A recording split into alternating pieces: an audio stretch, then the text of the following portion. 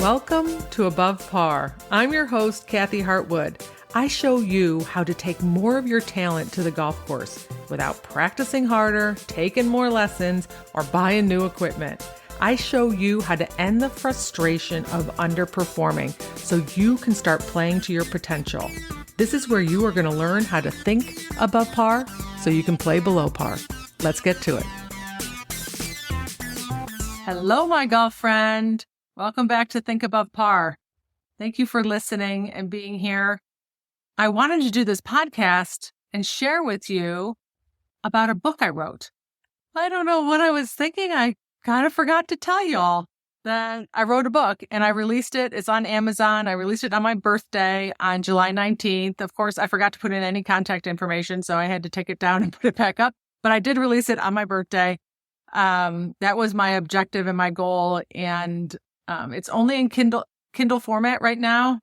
I am going to have a print version, but as of this date, as the date that I'm recording this podcast, I plan on getting that done in the next couple of months and add some pictures to it. So it is a picture-free Kindle. And I've had a couple books on my mind for probably 5 years. And I've had titles, I've had them outlined in my head, and I just kept kicking the can, basically, down the road and hadn't really pulled the trigger on going through the process of writing a book. And I have another one that I plan on doing over the course of the winter. But yeah, it's out and it's on Kindle. And I want to share a little bit with you about it. And I hope that you get an opportunity to go check it out. It's not expensive at all when it's in Kindle format. And I'll share with you when it comes out in the print version. But it's called Mastering Your Golf Brain, A Guide to Self-Coaching. Unleash your true potential on the course. And so the whole purpose of this book is really to teach you the fundamentals on how to master your golf brain. It's basically a guide on how to do that. And I think it's super useful. I love that it's in print, that you can see it over and over again. So you listen to me and maybe you forget some things.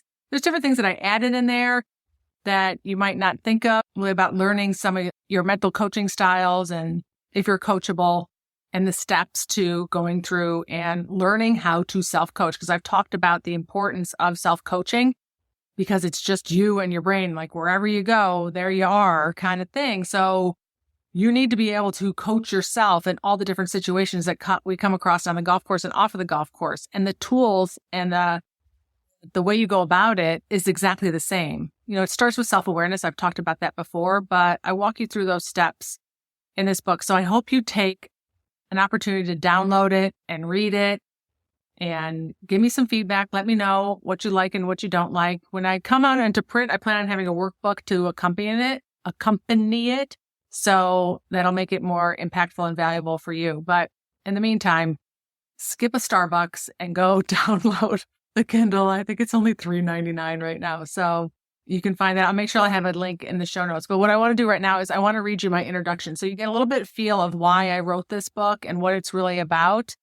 And maybe some of you know or don't know some of my background, but it's all in this introduction. So I want to read the first section of my book to you here on this podcast. All right, here we go. Picture this. You're standing on the first tee, driver in hand, ready to kick off your round. The fairway stretches before you, inviting you to start a blissful day of golf. You take a deep breath, step up to the ball, and suddenly your mind is flooded with a million thoughts.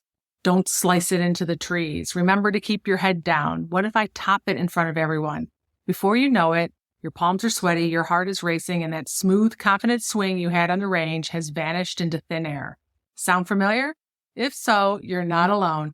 Welcome to the mental minefield that is golf, a game that can elevate you to your euphoric highs one moment and plunge you into the depths of frustration the next.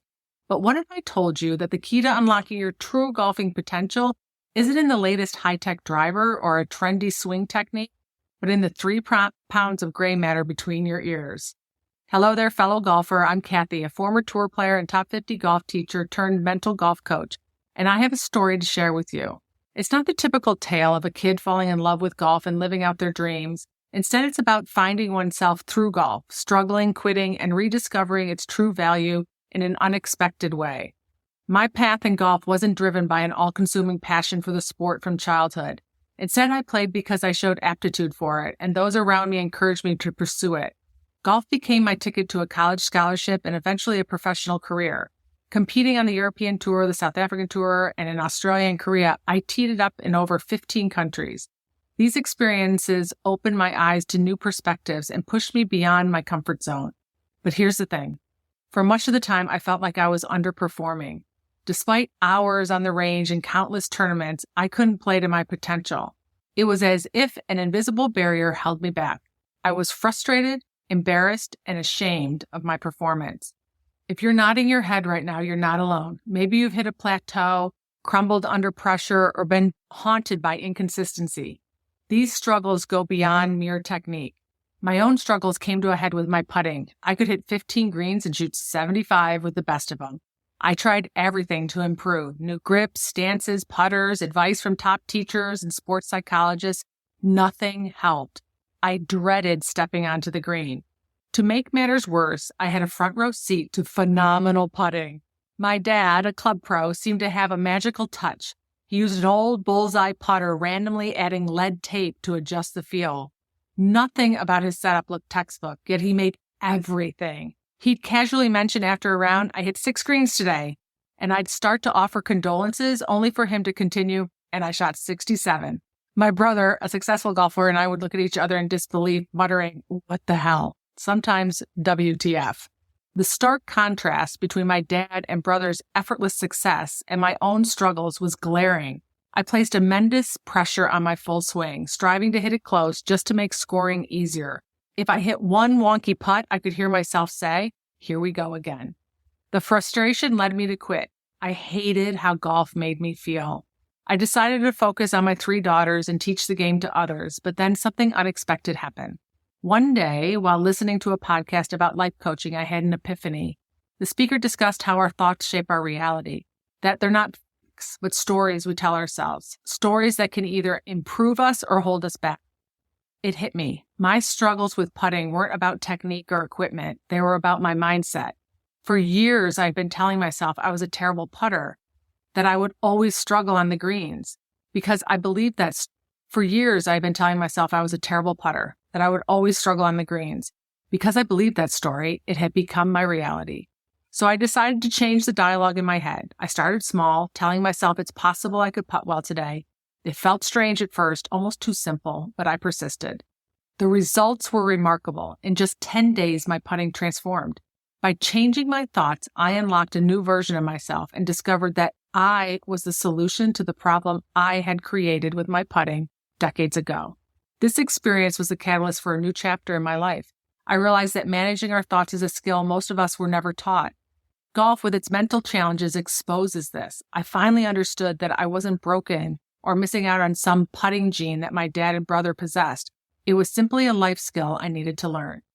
Motivated by this revelation, I became certified in life coaching and thought management. I shifted from teaching golf mechanics to showing people how to take their existing skills to the course. I discovered I could make a more significant impact by improving someone's experience on the course rather than tweaking their swing or grip.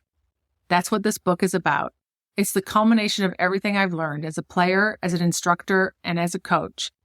It's a practical guide to developing the mental tools and strategies you need to elevate your game and find more fulfillment in the process. Throughout these pages, I'll share the insights and techniques that have transformed my golf experience, as well as the experience of countless golfers I've coached.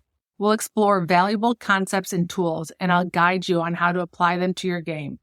This book is for you, whether you're a seasoned player looking to break through to the next level, a weekend golfer aiming to enjoy your rounds more, or anyone in between.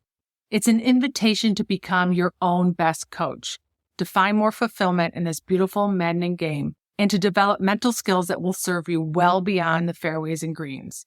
So are you ready to take control of your golf brain, to learn how to perform your best when it matters most, to find joy and success in every round regardless of your score?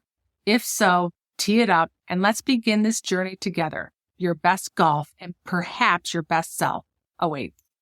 All right, my friends, have a beautiful week. Look for the link to the Kindle in the show notes, and I'll talk to you next Wednesday. Bye.